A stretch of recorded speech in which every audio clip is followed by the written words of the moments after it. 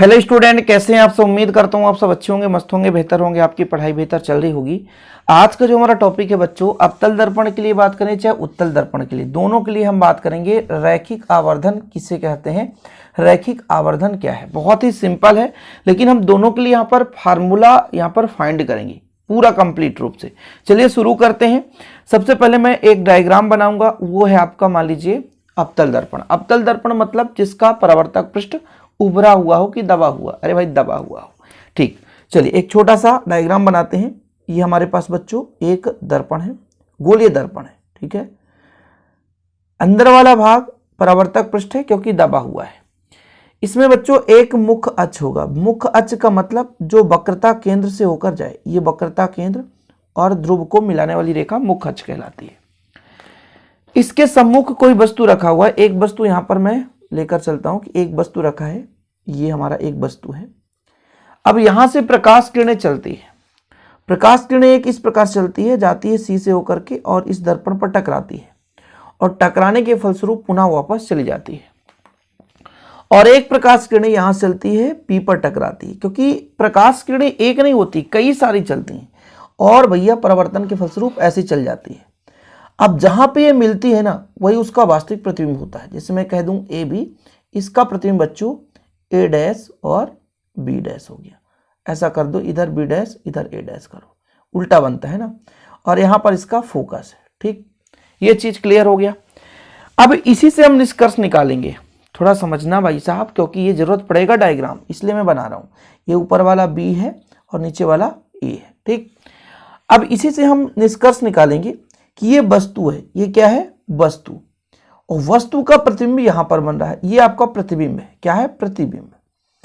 प्रतिबिंब कब बनता है बच्चों? जैसे किसी वस्तु से प्रकाश किरणें चलती है और जो प्रकाश किरणें परावर्तन के फलस्वरूप एक दूसरे से मिलती है। दो प्रकाश किरणें कहीं भी मिल जाएंगी, वहीं पे प्रतिबिंब बन जाएगा। प्रकाश किरणें वस्तु से चली, दर्पण पर टकराई और टकराने के फलस्वरूप यानी बाद, जब प्रकाश किरणें आपस में एक दूसरे से मिलते हैं, वहीं पर प्रतिबिंब बनता है। तो भाई यहां पे मिले तो यहीं पे प्रतिबिंब बनेगा, तो ये प्रतिबिंब बन गया। अब हम यदि ये हमारा मुख्य अक्ष है, मुख्य अक्ष किसे कहते हैं? जो भी हमारा दर्पण होता है, दर्पण का मध्य बिंदु ध्रुव कहलाता है बच्चों। और दर्पण जिस गोले का भाग होता है उसका केंद्र वक्रता केंद्र कहलाता है। वक्रता केंद्र किसे कहते हैं? ये जो हमारा दर्पण है, किसी न किसी गोले का ही भाग होगा, तो जिस गोले का भाग होगा उसका केंद्र वक्रता केंद्र कहलाता है। तो वक्रता केंद्र और पी को मिलाने वाली रेखा मुख्य अक्ष कहलाती है। इस मुख्य अक्ष के लंबवत यदि कोई वस्तु रख दें तो भाई साहब प्रतिबिंब की लंबाई, क्या? प्रतिबिंब की लंबाई और वस्तु की लंबाई के अनुपात को हम रैखिक आवर्धन कहते हैं, जिसे स्मॉल एम से दर्शाते हैं। क्या कहा भैया? प्रतिबिंब की लंबाई, कितना प्रतिबिंब बना और वस्तु कितना बड़ा है, इन दोनों की लंबाई का अनुपात हम रैखिक आवर्धन से दर्शाते हैं। ठीक है, ये हमें जरूरत पड़ेगा डायग्राम, इसलिए मैं ऐसा कर रहा हूं बच्चों। रैखिक आवर्धन का फार्मूला है प्रतिबिंब की लंबाई बटा वस्तु की लंबाई। वस्तु की लंबाई को ओ से दर्शाते हैं, प्रतिबिंब की लंबाई को आई से दर्शाते हैं। किससे दर्शाते हैं? वस्तु की लंबाई को ओ से, प्रतिबिंब की लंबाई को आई से। इसलिए हम यहां पर m बराबर आई बटा ओ लिख सकते हैं। यहां पर आई बटा ओ है, ये चिन्ह में भी परिवर्तन हो सकता है, क्योंकि भाई साहब हमारे पास उत्तल दर्पण हो, अवतल दर्पण हो, तो फिर इन पे कंडीशन कैसा क्या हो सकता है, इस पर हम चर्चा कर लेंगे। चीजें क्लियर है? अब यहां पर यदि हम एक त्रिभुज लेते हैं, देखिएगा जरा, ए पी, यहां पर देखो त्रिभुज ए बी पी व त्रिभुज ए डैश बी डैश पी, त्रिभुज ए डैश बी डैश पी, ये समरूप है बच्चों। ए बी पी और ए डैश बी डैश पी समरूप है। और समरूप होता है तो संगत भुजाओं का अनुपात समान होता है। संगत भुजा, जैसे ए बी का संगत भुजा हमारा ए डैश बी डैश है, बिल्कुल सही है। और यदि मैं कह दूं बीपी का संगत भुजा या पीबी का संगत भुजा पीबी डैश है, ऐसा ये संगत भुजाओं का अनुपात क्या होता है? बराबर होता है। यहां तक क्लियर है? ये आपको मिल जाएगा कि भाई दोनों दर्पण के लिए यदि दो समरूप त्रिभुज बनेंगे। मैं अभी एक दर्पण बनाया था, अभी मैं दूसरा दर्पण भी बनाऊंगा, तब आपको समझ में आएगा। ए बी बटा A dash B dash, P B बटा पी बी डैश, यदि हम इसको अपोजिट कर दें तो कुछ ऐसा भी हो सकता है। ये जरूरत पड़ेगा, इसलिए मैं बात कर रहा हूं। उसका भाई जो परावर्तक पृष्ठ है उभरा हुआ होना चाहिए, जैसे कुछ इस प्रकार से ये उभरा हुआ है, तो ये परावर्तक पृष्ठ उभरा हुआ है और ये जो मैं लेप कर रहा हूँ किस चीज का। अब इसका भाई ये हमारा यहाँ पे कोई ना कोई बिंदु होगा P, और इसका भी कोई ना कोई वक्रता केंद्र होगा। इसको जो मिलाने वाली रेखा है मुख्य अक्ष कहलाएगी। प्रकाश किरणें भाई साहब यहाँ पर मान लीजिए कोई वस्तु रखी है, क्या है, वस्तु रखी है, तो एक प्रकाश किरणें ऐसे जा रही है जो कि C पर मिल रही है, तो ये वक्रता केंद्र पर, और एक प्रकाश किरण बच्चों यहाँ पे गई, आपतन कोण I हुआ, परिवर्तन के फलस्वरूप ऐसा चला गया तो R हो गया। इसको यदि हम पीछे बढ़ाएं तो यहाँ पर वस्तु का प्रतिबिंब बनता है। यदि ये AB है तो ये दो परावर्तित किरणें टकराएंगी, वहीं पर प्रतिबिंब, तो A डैश B डैश बन गया। इसमें भी आप देख सकते हो ABC, त्रिभुज ABC, यहाँ पर देख सकते हो त्रिभुज ABP, जो भी लो, दो दो त्रिभुज का समरूपता हमने आपको पहले ही बताया था। त्रिभुज ABP दिख रहा है, ABP वह एक समरूप त्रिभुज, इसी के संगत A dash B dash P, A dash B dash P। अब इसमें क्या होता है, संगत भुजाओं का अनुपात बराबर होता है। यदि मैं AB बटा A डैश B डैश कर दूं और बच्चों PB बटा PB डैश कर दूं, ठीक है। यदि मैं इसको ऊपर ले जाऊं A डैश B डैश बटा AB बराबर PB डैश बटा PB। सिंपल है, ये चीज क्लियर है बच्चों, यहां तक समझ में आ गया। यहां तक सिंपल तरीके से समझ में आ गया होगा भाई। किसी भी त्रिभुज के लिए लेकर चलें तो ये हमें प्राप्त हो जाता है, मतलब हम चाहे अवतल दर्पण को लेकर चलें चाहे उत्तल दर्पण, ये हमारा उत्तल दर्पण है ना, ये उत्तल दर्पण है भाई, और ये हमारा अवतल दर्पण। अवतल दर्पण का दबा हुआ रहता है और उत्तल दर्पण का ये उभरा हुआ रहता है। यदि भूल चूक में कुछ बोल भी दिया हूं तो थोड़ा समझ लीजिएगा। ये उत्तल दर्पण है बच्चों, परावर्तक पृष्ठ उभरा हुआ है, और ये अवतल दर्पण है जिसका परावर्तक पृष्ठ दबा हुआ रहता है। दोनों की बात कर रहा हूं। अब चलिए मैं सबसे पहले अवतल दर्पण के लिए निकालूंगा, यहां पर थोड़ा समझिएगा अवतल दर्पण के लिए। अब देखो, अवतल दर्पण में वस्तु ऊपर की ओर है, प्रतिबिंब नीचे की ओर है, मतलब एक दूसरे के अपोजिट है, तो माइनस हम लगा सकते हैं। लगा सकते हैं कि नहीं लगा सकते, जैसे मैंने आपको समझाया था, इसको मैं यदि ऊपर कर दूं तो AB डैश बटा AB हो जाएगा और ये PB डैश बटा PB हो जाएगा। थोड़ा समझना, सब कुछ आपको समझ में आ जाएगा बच्चों। मैं आपसे कह दूं कि AB dash A dash B dash ना यार भाई, वही तो मैं सोच रहा था। A डैश B डैश कहाँ पे, A डैश B डैश ये प्रतिबिंब की लंबाई है, इसको माइनस से दर्शाएंगे। माइनस आई क्यों रहेगा, क्योंकि AB के विपरीत में है, और भाई AB जो है वो वस्तु की लंबाई है, इसे O से दर्शाते हैं। किससे दर्शाते हैं, O से दर्शाते हैं। PB डैश कहाँ पे है, PB डैश प्रतिबिंब की दूरी को भी से, और वो भी माइनस में। माइनस में क्यों जानते हैं, क्योंकि दर्पण के बाएं ओर है।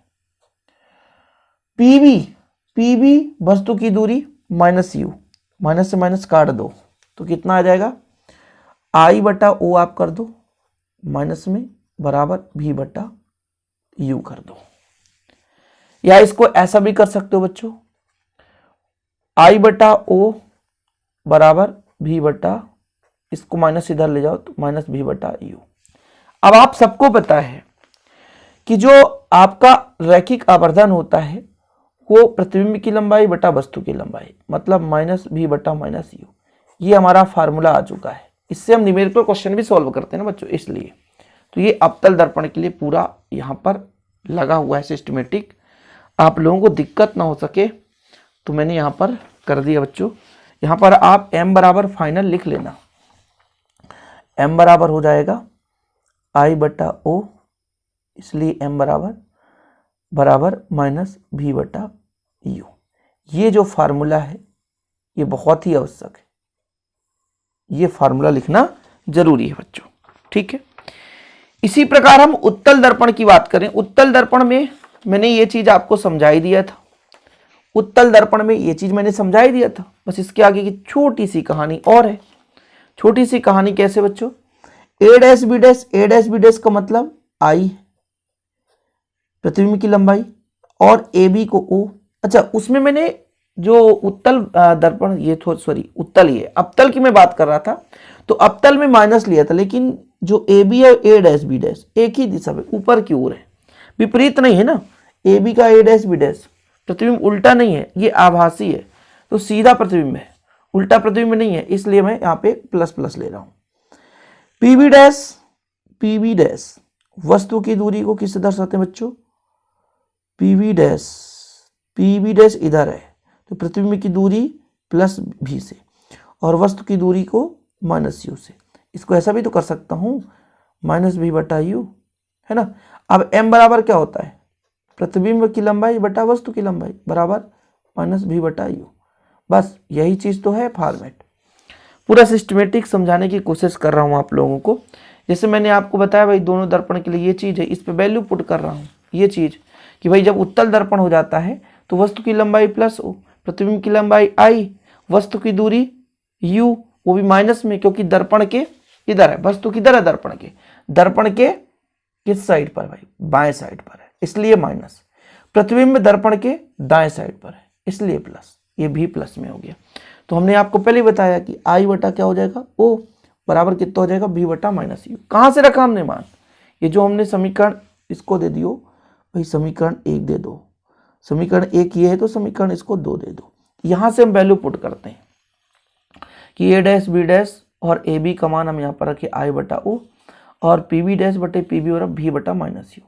तो कुल मिला करके आई बटा ओ बराबर माइनस भी बटा यू, तो एम बराबर इतना फार्मूला आता है। दोनों में सेम आता है, दोनों में सेम आता है। अब यदि आप इन्हें चाहो तो उसके माध्यम से भी कर सकते हो, दर्पण सूत्र से। दर्पण सूत्र से भी आप लगा सकते हो। जैसे दर्पण सूत्र से लगाओगे तो एम का मान इतना आ जाएगा, ठीक है, इतना आ जाएगा भाई साहब। तो यदि आवर्धन आप दर्पण सूत्र से लगाना चाहो तो लगा लेना, इसको ये कभी पूछा नहीं जाता, लेकिन हो सकता है भाई ये हमारा किसके? एफ और भी के पद में आया है, एफ और भी के पद में वैल्यू पुट करोगे आ जाएगा। और दूसरा एफ और यू के पद में इतना आ जाता है। ये एफ और यू के पद में था और ये एफ और भी के पद में था। कहो तो मैं लगा के भी दिखा देता हूँ, बहुत सिंपल है। जैसे मैं थोड़ा सा आपको समझा ही देता हूँ यार, हो सकता है आपके स्कूल में ना समझाया गया हो तो फिर कहोगे सर आपने समझाया नहीं। देखो, यदि मैं आपसे कहूं कि आप एक दर्पण सूत्र बताओ तो दर्पण सूत्र बड़ा सिंपल तरीके से हर बच्चा बता देगा। 1/f बराबर 1/u प्लस 1/v।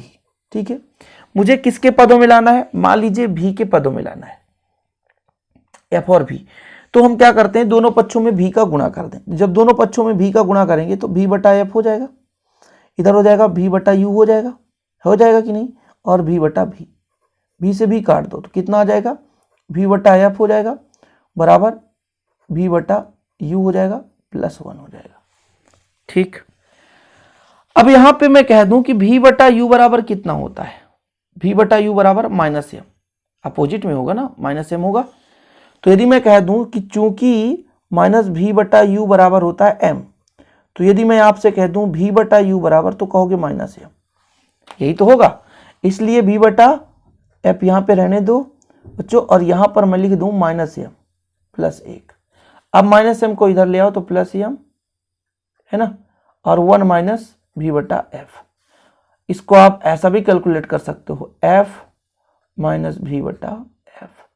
यही चीज तो है एम बराबर एफ माइनस भी बटा एफ।